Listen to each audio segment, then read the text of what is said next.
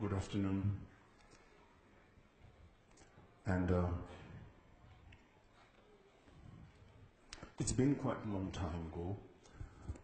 Many of you approached me asking me to speak in English. And initially we planned to give a teaching of the mind training, Lojong, in English. But then due to the lack of time and the many inconveniences that we are unable to do that. But anyhow, I'll take this chance and to give you a brief introduction of the Kangyur.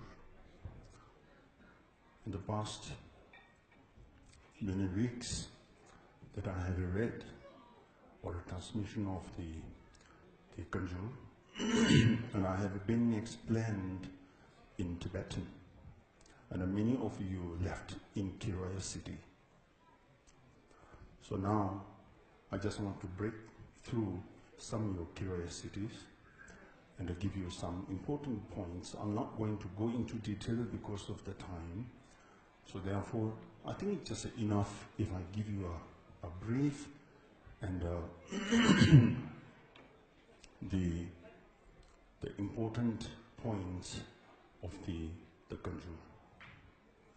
Now, I would like to request you to cultivate bodhicitta in order to benefit all sentient beings, to uproot their suffering and the cause of suffering, and to bring them to the omniscient state of Buddhahood by listening the great teaching of Buddha attentively. Now, my talk is simple. Why? It doesn't involve a philosophy. It doesn't involve intellect. It's just a straightforward, openly, precisely, and friendly. So therefore, I don't want to make the points complicated. I don't want you to know they're clear, and I want you to get me clear and loud. The purpose of the Buddha Dharma is to get through all the aggression, confusion, duality. This is our fundamental problem. It's an underlying, powerful ignorance.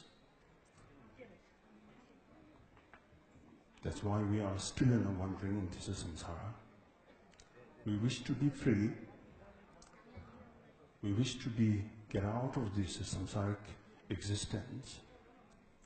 Yet, because of lack of intelligence, the lack of wisdom, lack of practice, we're still stuck in the cyclic existence. That's the only purpose that we indulge in Buddha Dharma, that we involve in Buddha Dharma, that we apply Buddha Dharma, and we approach to Buddha Dharma. That's the only reason. And without wisdom or awakening mind, one would not realize why we are doing Dharma practice. You have been approached many great masters and have heard many Dharma teachings being practiced, but still some of you may remain in the same situation, if I'm not wrong. Therefore, constantly, we need to apply Buddha Dharma seriously, and I have to listen to Buddha Dharma seriously and attentively. And not only that, we need to bring them into our life. This is what we call Dharma practice. Now, the basic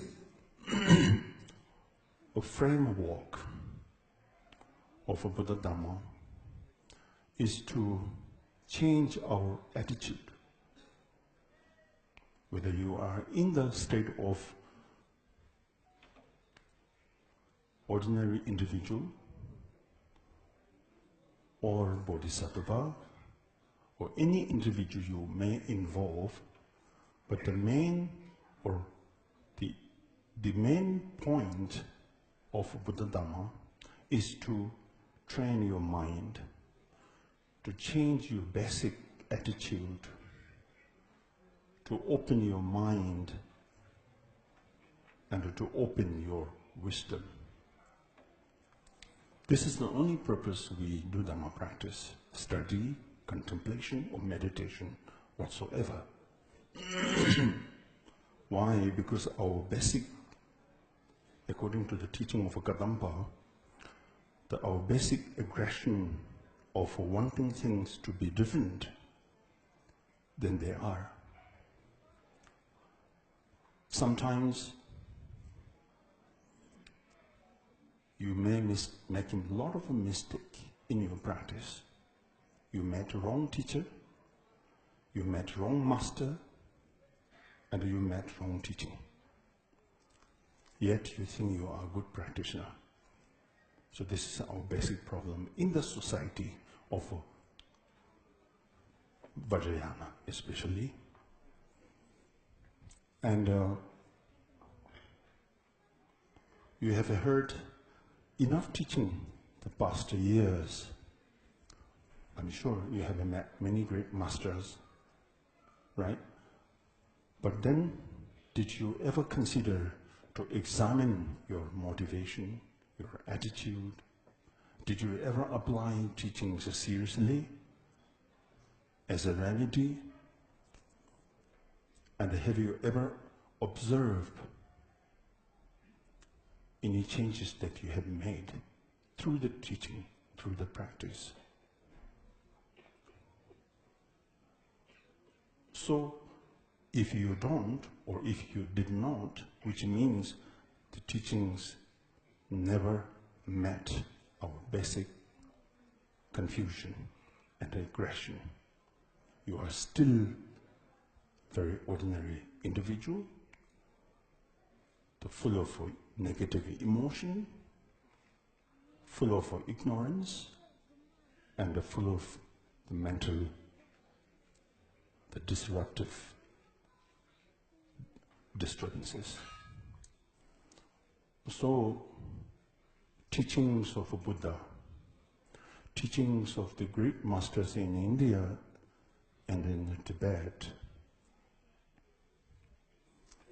is importantly or crucially need to be applied urgently.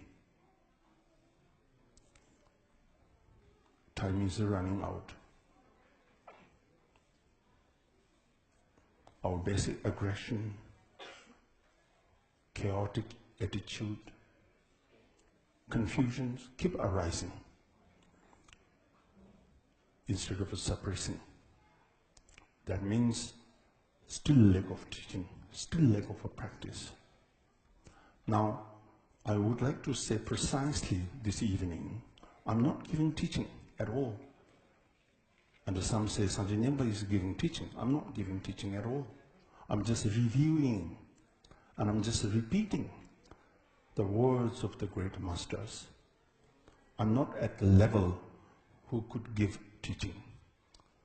If you say I'm giving teaching, which means I have reached some higher level that I could give teaching and open your mind, I could give instruction, I could make something, maybe instant change. I can't make it. So therefore, I'm reviewing the teachings of the Buddha.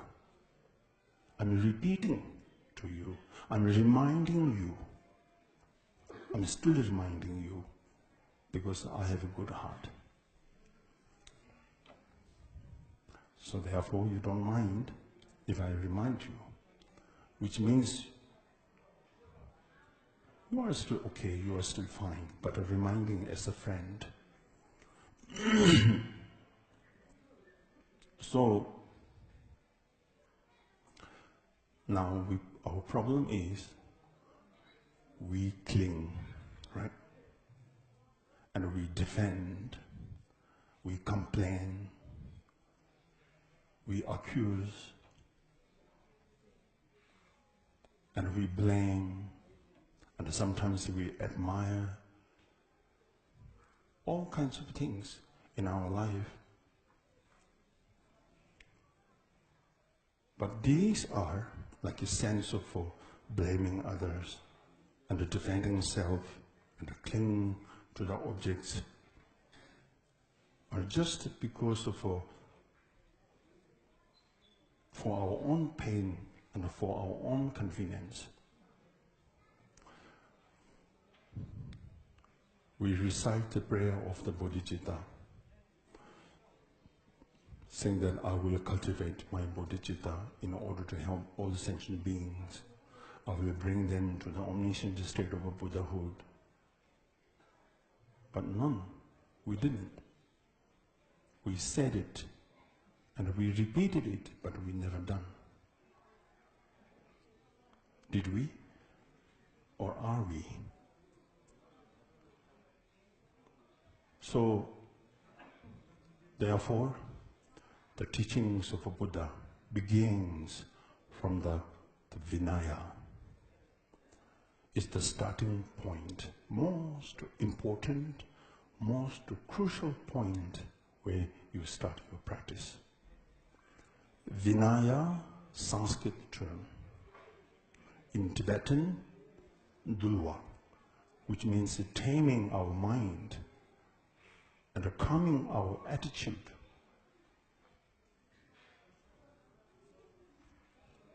So for this, we guard, firstly, our faculties, our mind. We can't get through all these disruptive thoughts. At the beginning, we have to apply the mindfulness, alertness, carefulness. We haven't reached at the level of where we can see through the reality of the phenomena, external phenomena and the internal phenomena. Therefore, the great masters in Tibet and India, their first teaching, or their first message, or first instruction is to be guarded our faculties and our mind and the perception.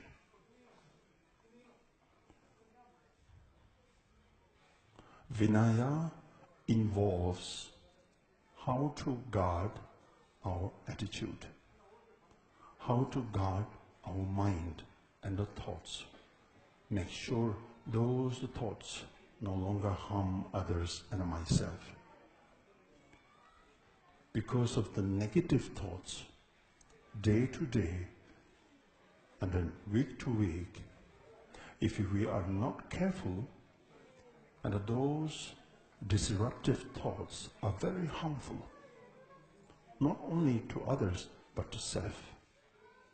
We are damaging ourselves, we are disturbing ourselves. There is no mental stability because of the thoughts, and we follow the thoughts and to take the action.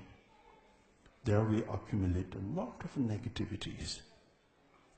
Therefore, first teaching or first message of a Buddha in the Vinaya teaching, there are a lot of rules and regulations. You can do this, you cannot do this. You can involve this and not involve this. There are all sorts of instructions given in the Vinaya teaching. Is just simply and singly and strictly for the purpose of guarding our mind and the thoughts. There is no such teaching, so-called, how to watch our own mind and to get through and to break all our disruptive emotions and the confusions. Nothing. There is no capacity is existed in each and every one of us. Our capacity, our ability is limited. We haven't reached at the level where you can break through confusions and the disruptive thoughts. Therefore, they just simply giving instruction how to be careful, how to be thoughtful, and how to be cautious. That's the only instruction. Therefore, in the teaching of the Vinaya, they talk a lot of things like if the physical, the regulations, and the verbal regulations, and the mental regulations, that one has to follow these strict rules and the regulations. It helps you to protect from the unwanted situation that causes pain and suffering.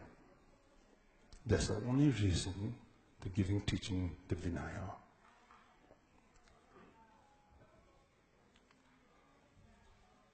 Destructive thoughts bring us away from our own nature. Day to day,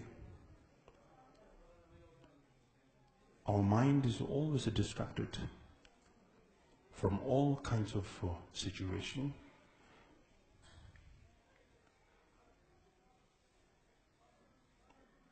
Positivity or negativity, or all sorts of thoughts we involved, and then there's no basic mental stability. Mind is always roaming around. Therefore, your mind becomes restless. You study, you can't concentrate. Contemplate, you can't concentrate. Meditate, you can't bring your mind into focusing. You know the value of a practice and the teaching. And you understand how valuable the teachings are and the practices are. But because of lack of application, then one always remains in the curiosity, intellectual curiosity, philosophical curiosity. One could not be settled in your mind.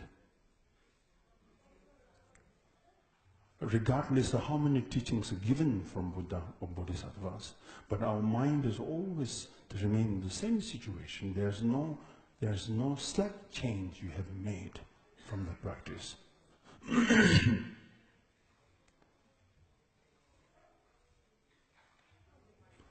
So, the Vinaya involves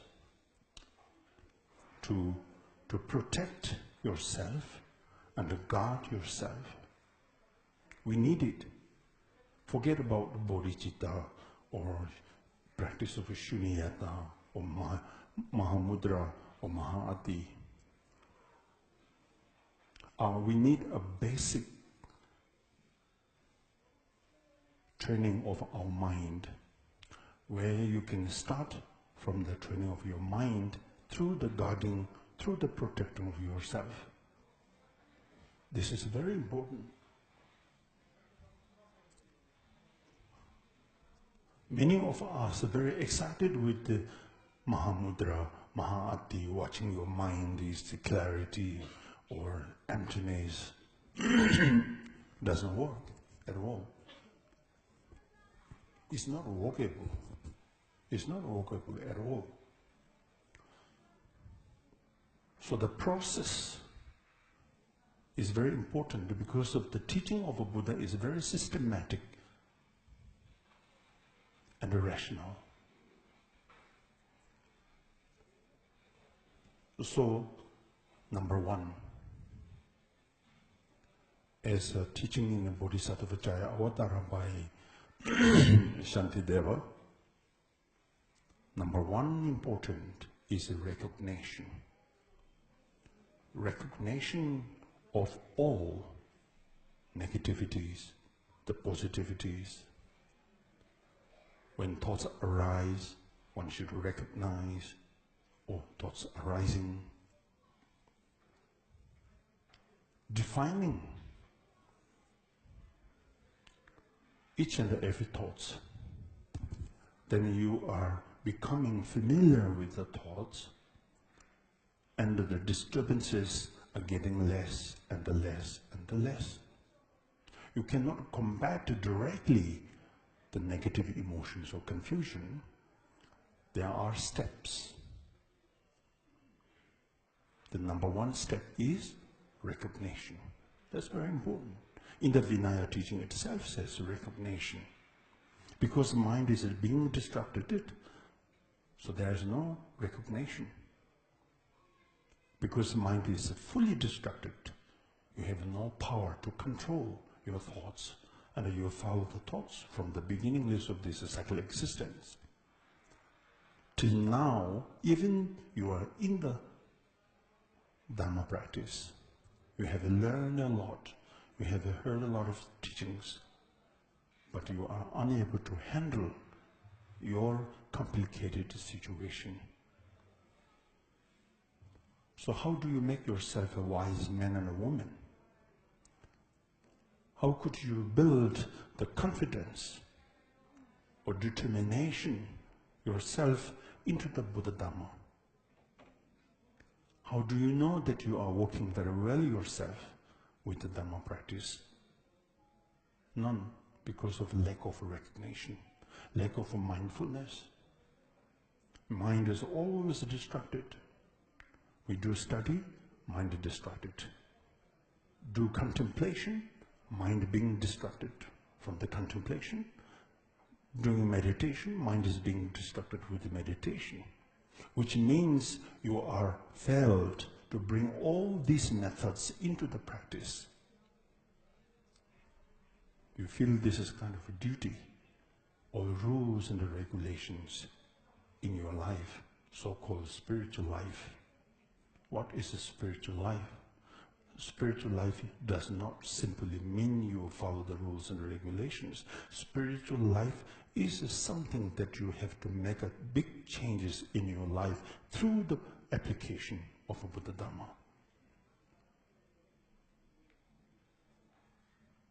You are your own master. You are your own teacher.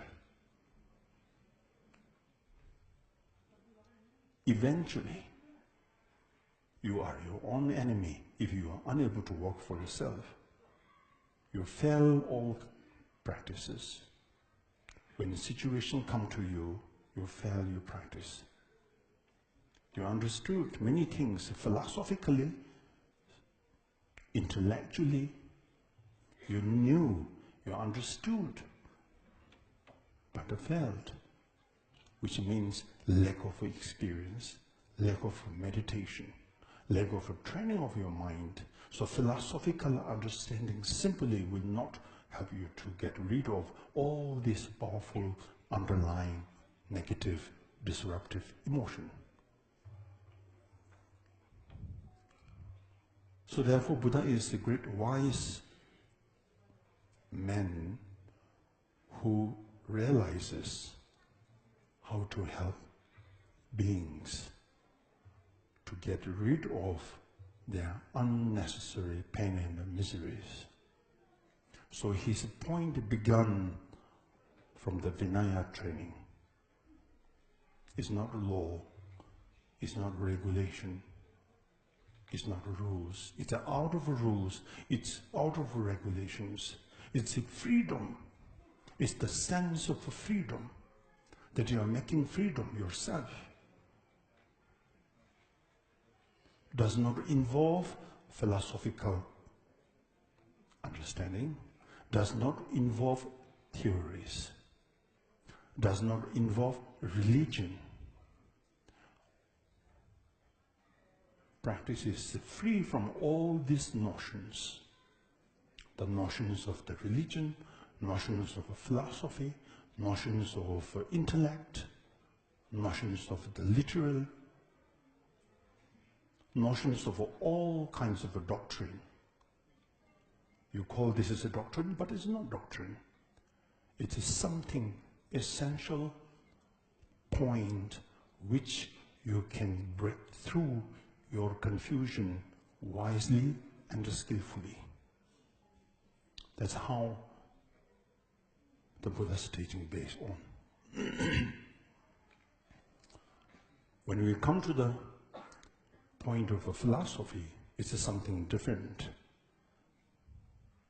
Sometimes the philosophy makes you more complicated, right?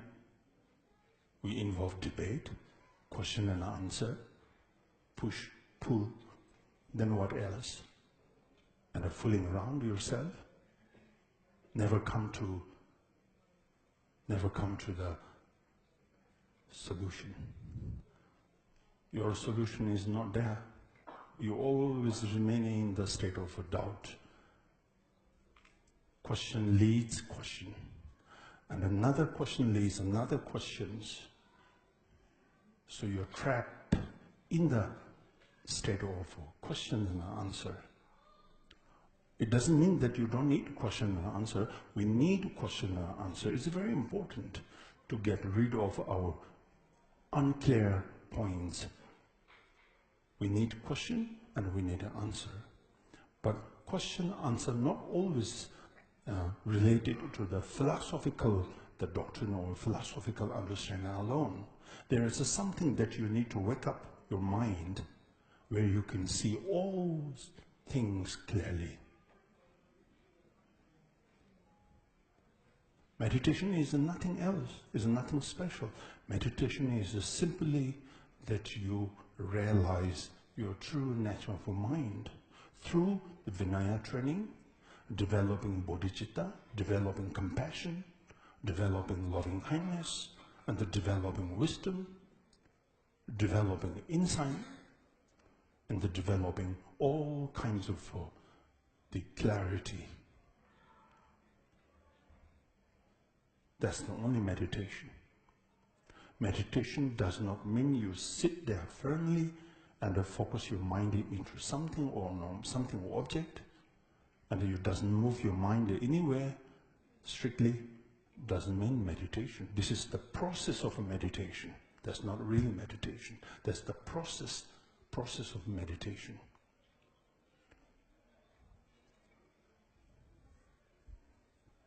So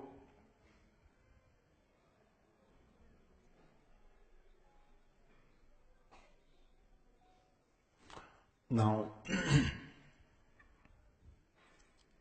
what we would like to do is we would like to discontinue our confusion.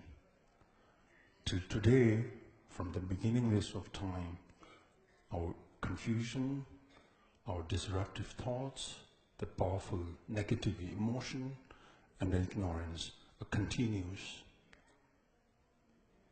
Lives through lives, and lives through lives. Now, practice helps you to disconnect or to discontinue these powerful, unnecessary negative thoughts and the negative emotions. So the starting point is always important. We can't just jump to somewhere or to some levels. It's not our choice. It's not like something I always tell that you are in the shopping center and choose this one and that one. I want this and don't want this. It's something need to base on essential teaching and essential introduction from the experienced masters. So, Vinaya is the number one. Now, question is, what is the Vinaya? You may wonder, because of the the term Vinaya itself, it's something like a training of your attitude. The Vinaya is just, I would like to put into very simple word, is carefulness. That's it. Carefulness. You are careful with anything in your life because of the lack of carefulness, and you meet up all kinds of difficulties. So the protection, or you protect yourself. You protect yourself from the unwanted situation, the pain, the misery. One has to be always careful. The right moment you wake up or get up in the morning, you have to apply mindfulness. We do, right? We do. We have to do, we must do. It's a compulsory. And we compulsorily need to do this, the mindfulness. Once applied mindfulness, then we go for prayer of refuge. The Buddha, the Dharma, the Sangha. Why is it so important to take a refuge in the Buddha and the Dharma Sangha, or say prayers of Buddha, Dharma, Sangha? Because of the Buddha is not simple like a someone or something that you are imaginable, like a statue or the form of like a Buddha. But the Buddha symbolizes awakening mind. That we have to understand. Always keep in our mind, what does Buddha mean? Buddha does not mean someone or somebody. What we are able to see, the image of a Buddha, so-called, it is just a representative of the awakening mind. There are a lot of shortcomings, a lot of disturbing emotions we are unable to see. The Buddha is always within us. Our mind is basically, our mind is Buddha. Nothing else, nowhere else. Our basic mind or fundamental mind is Buddha. Is always awakened, never diluted, and never polluted, never touched defilements. Mind is clear, is clean, untouched. All kinds of defilements. This is called the basic or potentiality, Buddha nature.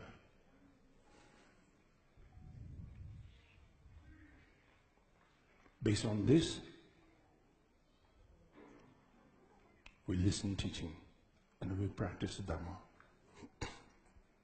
If your mind is initially diluted or polluted, there is no way that we can get rid of, because it's inherently existent and truly existed. If this is the case, one would not be able to enlighten. There is no enlightened mind. Our basic mind is already enlightened. We have a potentiality, we have a basic power, fundamental power that one can change always through the training of mind.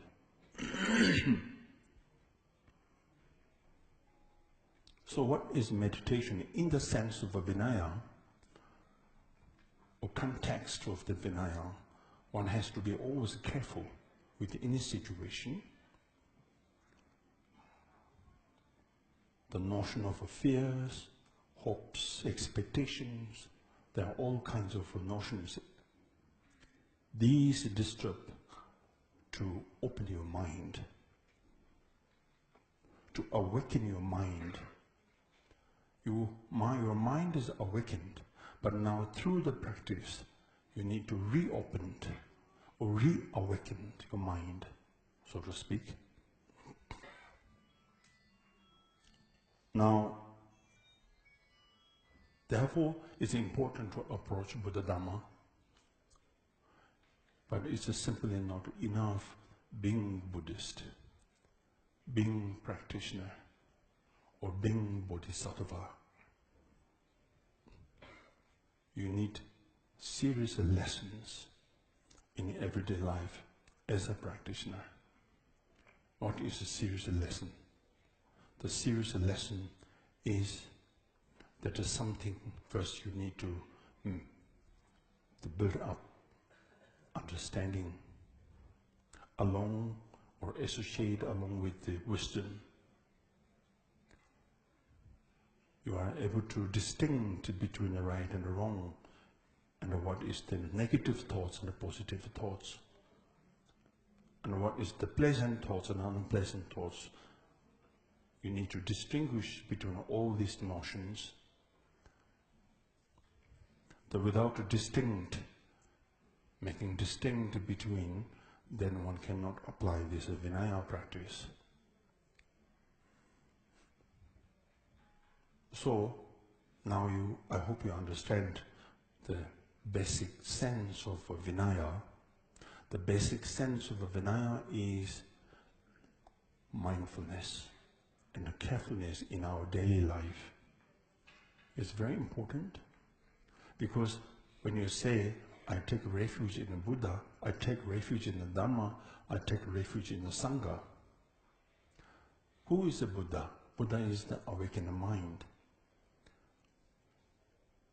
It's not separate from our basic mind, but what you see as an image of a Buddha is just symbol. It symbolizes your true nature of mind. Now, Dharma is the message. It is simple. That's the Dharma, the message of the Buddha. And the message in the sense, application. Number one, recognition. Number two, application. Number three, settle your mind. You can't settle your mind without recognition. You can't settle your mind without application and recognition. So recognition fails, then there is no application. If there is no application, your mind can't be settled. If you are unable to settle your mind, then there is no other processes to approach like a profound practices, the samadhi, wisdom, all kinds. So therefore, first message, there are three trainings given by Buddha. Number one training is the training of morality. So it involves now morality, but moral is something very legal term. But to me, I don't want to say morality, but I want to say rather train your mind, that's it. Training, examination, or examine your mind, or training is rather than moral. Moral sounds quite strange in the teaching, something very in the sense of obligation, right? Choicelessly you do something because of the fear, hoping something. We are free from all these notions. We do freely, independently, joyfully, and happily. That's our basic sense of morality. So the training of morality is something that you protect yourself from the negative objects, negative circumstances. There are full of negative circumstances around you. Knowingly, unknowingly, they always disturb you. They keep disturbing you. So number one, training of morality. That's involved in Vinaya teaching, Vinaya practice. That is simply means carefulness, cautiousness. Wherever you are, whatever you do, you involve cautiousness, carefulness, mindfulness. It brings you to closer towards the wisdom and the samadhi. That without involving the practice of the training of your morality, that you can't bring yourself close towards the samadhi and concentrated meditation. These two are most essential practice, samadhi and concentrated meditation and the wisdom. So the morality, involve a morality to protect yourself, guard yourself, thinking, looking, hearing, smelling, all kinds of things. If you are careful with this, then one can get out of the problem, the lack of morality. That's called the training of your morality. Joyfully, not forcefully.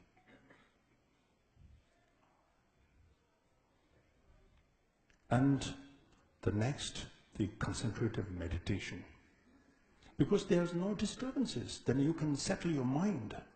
Therefore, you can develop the concentrated meditation. If there are full of disturbances, that the negative circumstances around you, that you are unable to bring your mind into focusing, because your mind is distracted.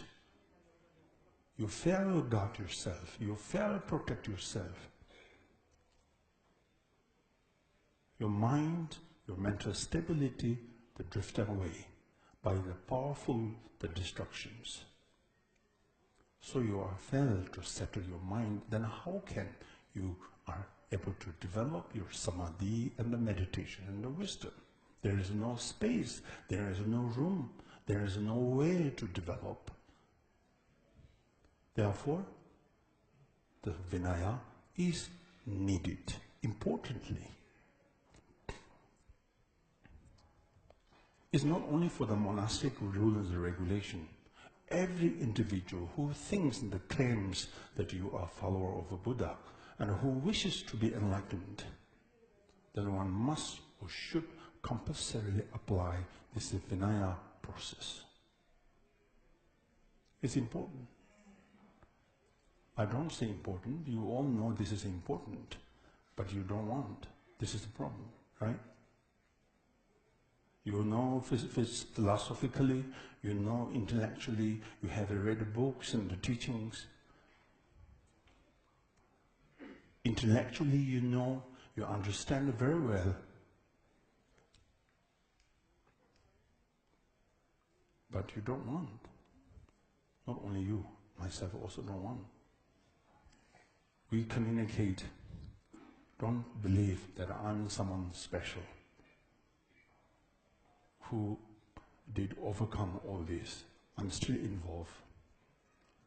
But we all try our best, right?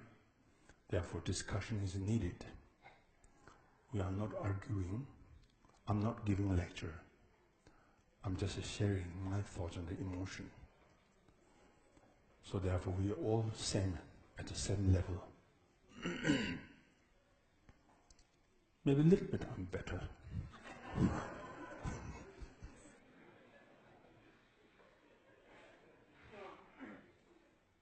Undeniably, yes. But still going through lots of difficulties. But it's okay. Now,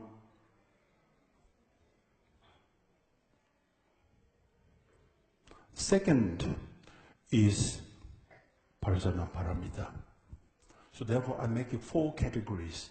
1, Vinaya. 2nd, Parajana Paramita. 3rd, Sutra, basic Sutra. And number 4, or the last one, is the Tantra. Now, second part is the Parajana Paramita. That's a Sanskrit term which means that you are making your mind, transcendent mind, is beyond the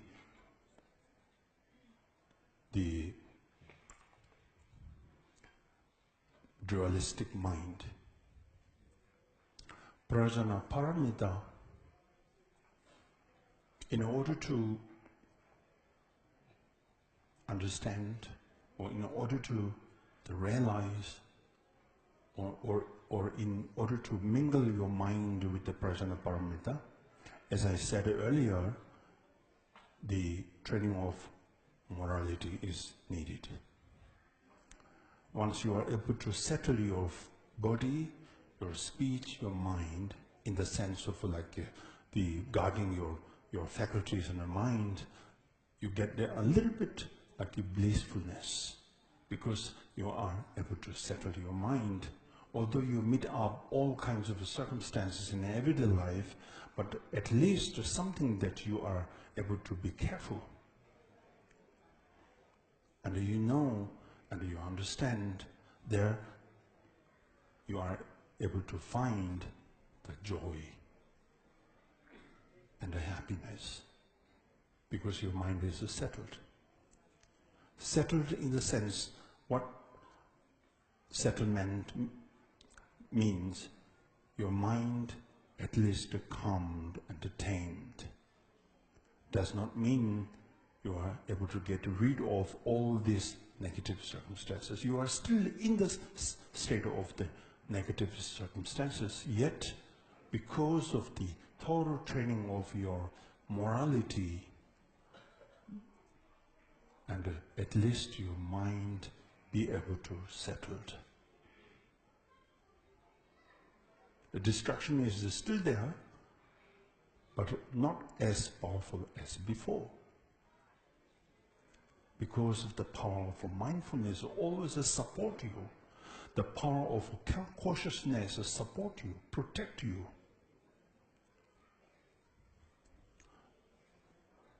And this practice or this training of your morality leads you to the state of wisdom. That is called prajna paramita, that's the Sanskrit term.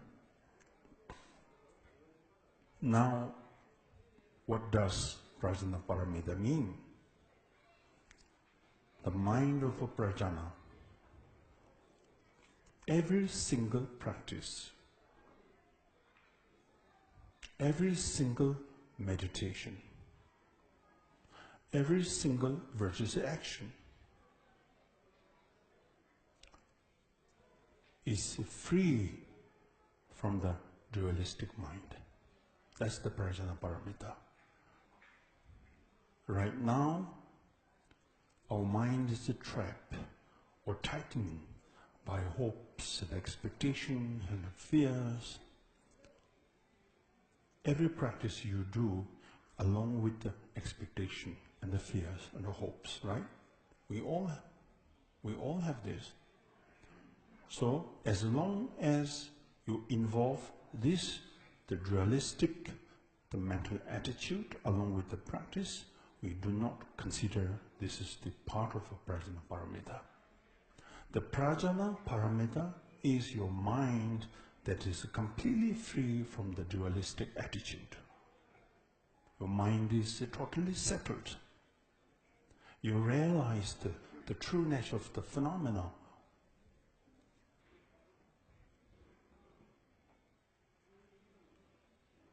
In Vajrayana or in Tantra, it uses the yoga, yogini. And the yogis,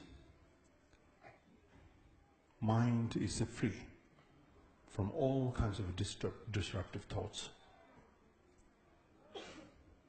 Thoughts, as long as thoughts do not disturb your mental stability, then that's the prajna paramita. Right now, although we try all our best to focus our mind and make it stabilize our mind, but single or simple disturbing emotion arises, then you get lost. You grasp or hold on to the objects as an inherent existence. Because of this, one cannot discover your true mind or true nature of your mind. That is called wisdom. But wisdom in English is not as powerful as Prajnaparamita. Wisdom in English is a very simple word, whereas the Prajnaparamita is more profound. It has a profundity, the meaning of a profundity. That means your basic mind, or your thoughts, or your emotions still continue. You can have emotion, you can have thoughts, you can have irregular activities, yet they do not disturb you. That's the Prajnaparamita. That's what we needed. Simple, right? Prajnaparamita does not mean that you experience something different or experience something different. It's a very simple. Our emotion, thoughts continuing. It's a functioning, it's working. But the good thing is they don't disturb you. That's it. We fear with the disturbance, isn't it? That's it. We don't fear the thoughts. We need the thoughts. If you become thoughtless, then you are a robot. If you don't have emotion, you are a robot. Don't be this stupid thing. Be wise. Enjoy with your emotion. Enjoy with the thoughts. Enjoy with anything, yet free from the disturbance. That's it. Simple. We simplify the teaching of the Buddha. If you go through philosophical way, then that's so complicated. But this is a very precise, direct, and open teaching of a Buddha.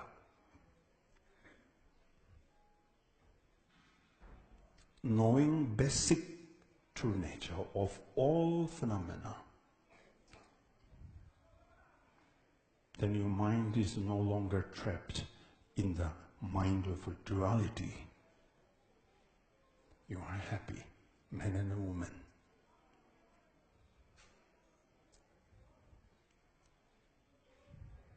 That's the Prajnaparamita. If you explain this through the philosophy, then there are lots and lots of explanation. You don't need, because you are already become complicated, and then I don't want to make more complicated through the so-called philosophical doctrine. It's just which you don't need and which you don't want, I'm sure. So that's the Prajnaparamita, right? So that every single we involve the virtuous action physically, mentally, and verbally. So associate along with this concept or this understanding, so that every practice you do is the practice of a Prajnaparamita. And you are happiest to man and a woman if you do that. You can still enjoy your regular life, and you can still enjoy the daily life. But the good thing, or the excellent thing is that your mind is no longer trapped in the problem. You are free. So that's it. You are not hoping more than that, isn't it? You are not expecting more than that. If you are free, then that's it. We all need to free. We fight for freedom, right? We shout for the freedom. We raise our hands for the freedom. We speak for the freedom. We doing Dharma practice for the freedom. We walk around freely. We speak freely. You call this is a democracy. So this is a real democracy, ultimate democracy. But your democracy sometimes make more trouble. Therefore, the differentiation between your democracy and the Prajnaparamita democracy is totally different. So therefore, don't make wrong choice. Now next is the sutra. Sutra is simple. It's basically based on the discussion between the bodhisattvas and the Buddhas. The skillful means bodhisattvas put up question to the Buddha and the Buddha gives answer. It's just a little bit of trick. There is no so-called Buddha is giving teaching. Actually, everything based on question and answer and the discussion. So discussion is needed. 10 bhumis, 5 parts, and all those different the processes when you approach into the practice. Each and every stage of the bodhisattva's 10 bhumis, they have a different realization, a different understanding, so need to be clarified. All mistakes, what occurs mistakes in the path, what occurs mistakes in the bhumis, in the realization, they make mistake. So in order to prevent those unnecessary mistakes, so discussion is based on in the sutra teaching. So that is the sutra. So all teachings in the Sutrayana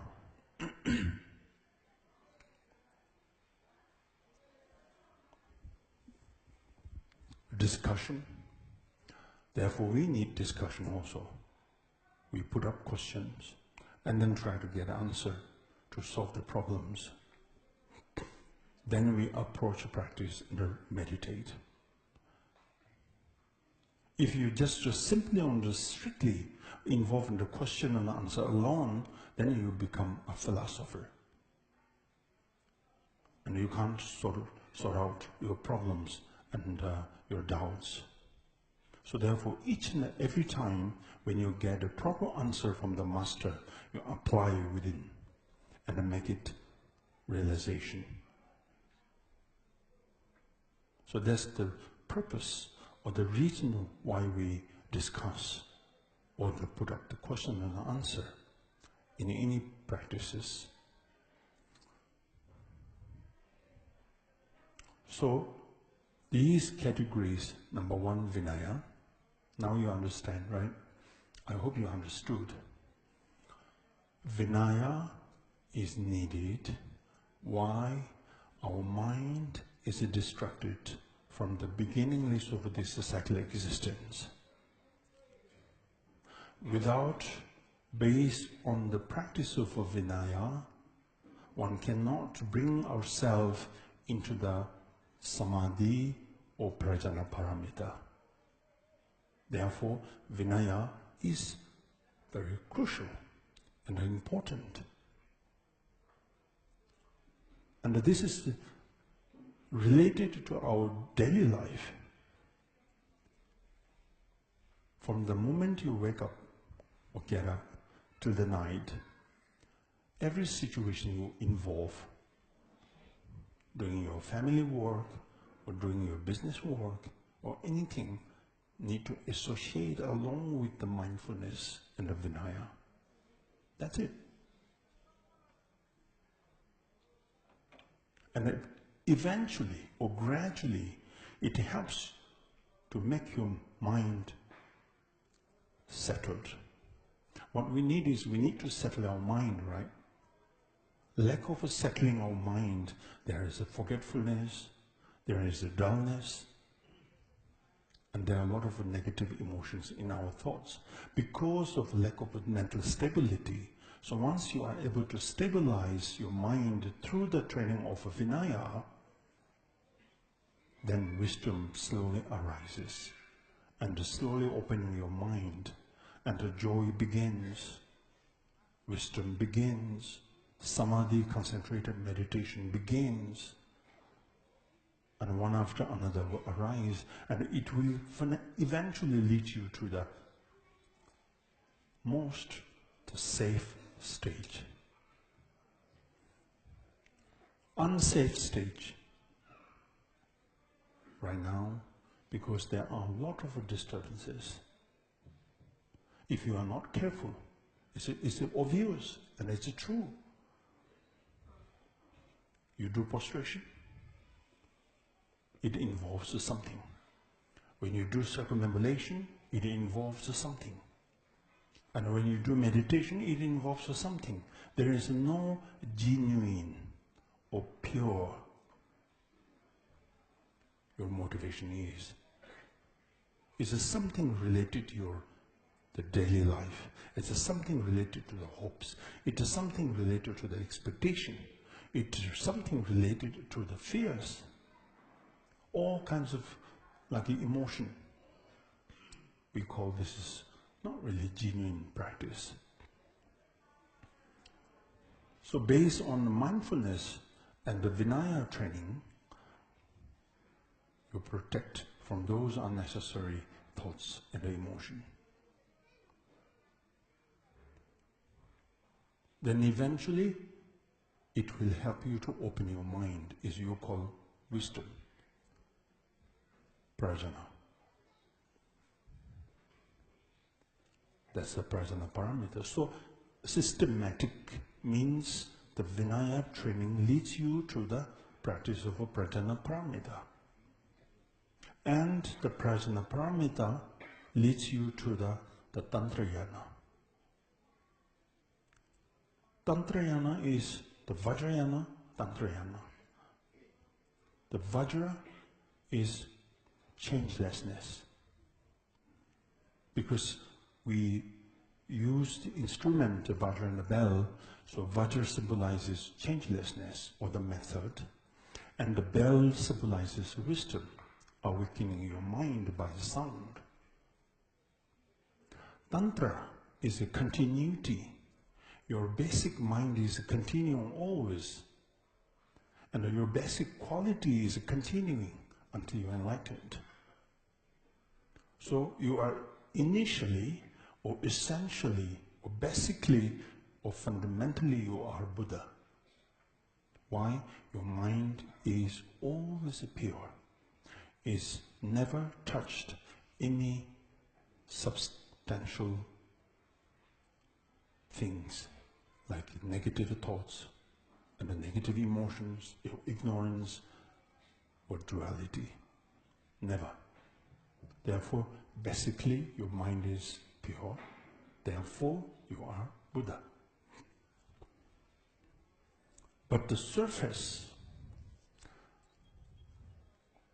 you have it full of disturbances, seemingly, apparently, not solidly, not inherently, not truly. But seemingly your mind is distracted. So we have to work on it. We are not combating disturbing emotion, but rather we're bringing the negative thoughts into the practice. Make it friendly. You cannot destroy, you cannot uproot your negative thoughts and ignorance. It's not simple. Make it friendly first. Recognize it. Make friendly with this. Make more knowledge of what these are, which you never pay attention, right? It keep arises one after another, but you never pay attention. Therefore, the full of disturbance is there. Now, Vinaya practice helps you to make it friendly with your negative thoughts through the application of recognition. And at each and every moment when thoughts arise, and you catch them. Until now you lost. Now you have to catch yourself. You didn't catch yourself. We haven't catch ourselves. Now the process of the Vinaya training mind helps you to catch yourself. If you are able to catch yourself, that the catching yourself helps you to make a distance between you and the duality.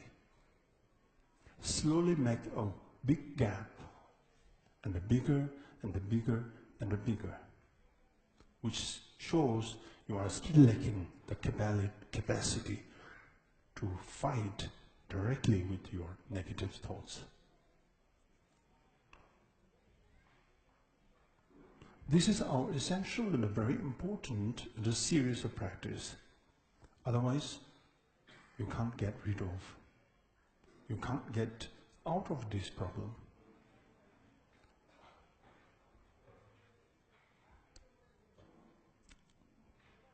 Therefore, now I make these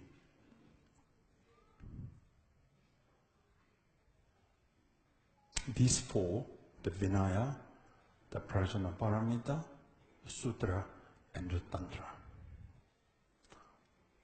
Among all of these, the most important teaching is the Vinaya for us. Because of Vinaya leads you to the Prajnaparamita. Vinaya leads you or bring you to the state of Vajrayana practice.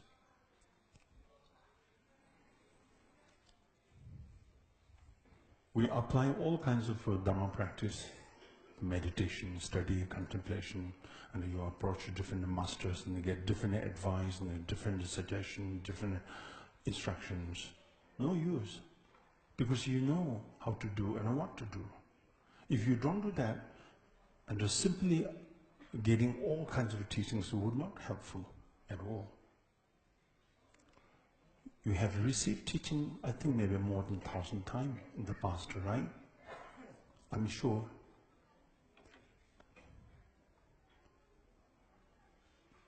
But did you ever notice these teachings make you any slight changes? Feel better? Become a better person? It's so important. Kadamba masters always examining their attitude.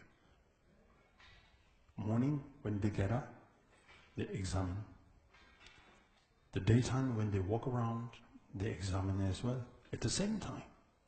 And the evening before go to bed, they examine again. Shantideva says in the Bodhisattva Avatara, if we don't do that, we cannot bring end to our suffering and the pains. So therefore, examination of our attitude, the day to day, is the essential practice. So did we do that?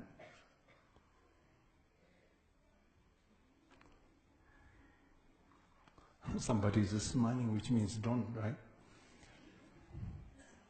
I doubt so, but it's cute. Because you are honest. And if you show a long face, which means you don't do. Maybe you don't like to hear. So anyhow, teaching is very direct. It looks like that teaching is insulting you. It's not really insulting you, but the Kadamba teaching says, Master says, I need your insult. It's a tackle to my ego and my pride. As long as the teaching unable to tackle my ego and my pride, then that means teaching is not suitable to me. So please insult me more. Please shout at me more. And give me more finger point. If you are able to do that, Kadampa masters are concerned or consider this is a real teaching. If teacher entertain you, make you smile, make you happy, this is not teaching. This is just entertainment. We did it, and we do this everywhere. There is Mahamudra teaching, there is Mahaati teaching. I call this as Mahamudra campaign.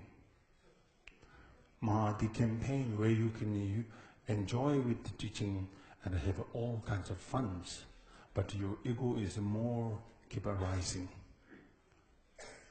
So which we don't consider this as teaching. So after all, don't want to take too much time because I'm tired.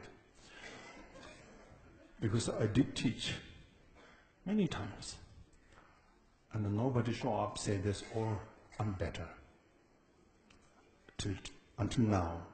So we are all same group. Now, after all, I just want to make a conclusion. We are all same. We are a listener.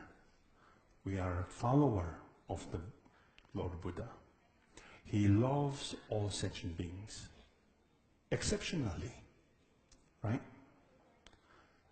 And if you do seriously consider you as a follower of a Buddha, then your duty or your responsibility is to listen carefully his words and his messages. Simply putting up his image in your shrine room or in the living room doesn't mean that you are Buddhist. You are Buddhist. You are Buddhist because you are very carefully listening to his words. Then you are really Buddhist and the follower of a Buddha. Too much you put up his images or textbooks, the readings, they really don't work. Every single teaching we receive, apply within. This is what we call practice. And to make change in everyday life, not something like after 3 years or after 4 years, after 6 years. We have to make change every day, every single day. If you cook every hour, yes, or every minute, you can that. You can that, and we all can that. And the Buddha says, yes, you can do that. So therefore, make a change. Become a good practitioner. Make yourself very confident over your practice. Then there is a joy. Then there is a happiness. Wisdom always makes you happy. Always. Every minute, every second, every day. The wisdom is the only make you happy. Your devotion, maybe not. Your study only, maybe not. Your diligence, maybe not. But the wisdom always make you happy. Wisdom always make you understanding. Wisdom always make you pushing towards or forwards the Dharma and to push towards all the qualities of the Buddha. That's the only wisdom. In order to develop or cultivate this wisdom, as I said earlier, the Vinaya is important. So we read the Vinaya text and we learn from there, and then we be careful with our attitude. Every single thought, every single attitude is important to make yourself change towards the better. Otherwise, the teaching is useless. That's why many days I didn't speak. Although approached many of them saying that, can you give a teaching in English? I said, later. After 1 week, I said, later. Then after that, I said, little later.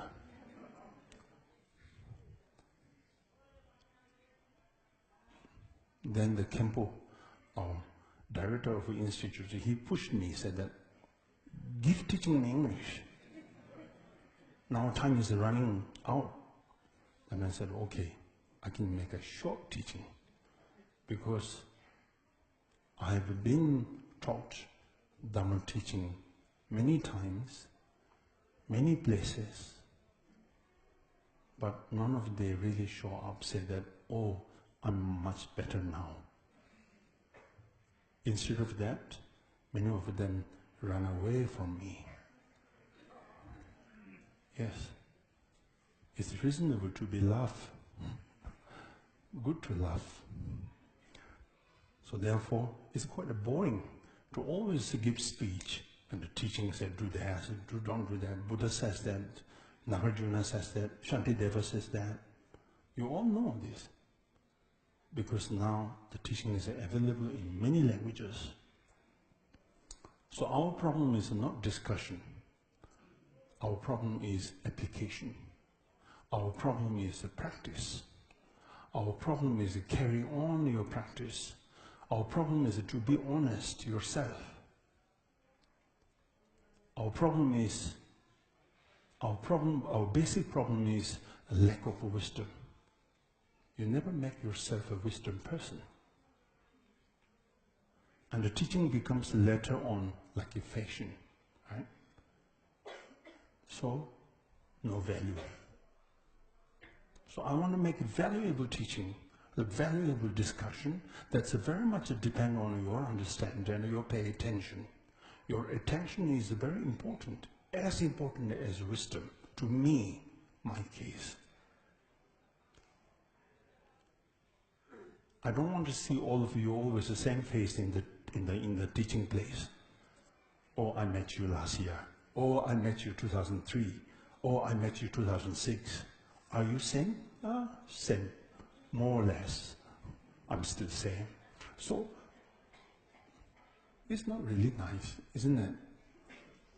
How long we could carry on discussion? We should bring discussion towards the end. We don't need to do discussion. It's quite boring. Always the same topic, same meaning, same teaching, right? It's quite boring. So make this boring end. Make this discussion to end through serious application. Become very good wisdom man and a woman. Then you ever say that I don't need to rely on any longer. Then I'm free from you. And you are free from me, right? Our connection is still there, but we don't need to bluff each other always. Thank you for your understanding and the time and your patience. And I wish you all the best. Thank you. That's the short introduction of the Kangyur. That's why I'm saying I'm not teaching. I'm not giving teaching. I'm just reviewing what is the Kangyur and what is the contained the Kangyur inside the Kangyur text. So I'm briefly giving you the introduction. Now your duty is to carry on to practice. Talk to yourself. Don't talk to me. Talk to yourself day and night until you bored yourself. Thank you. I'm bored with you. Thank you.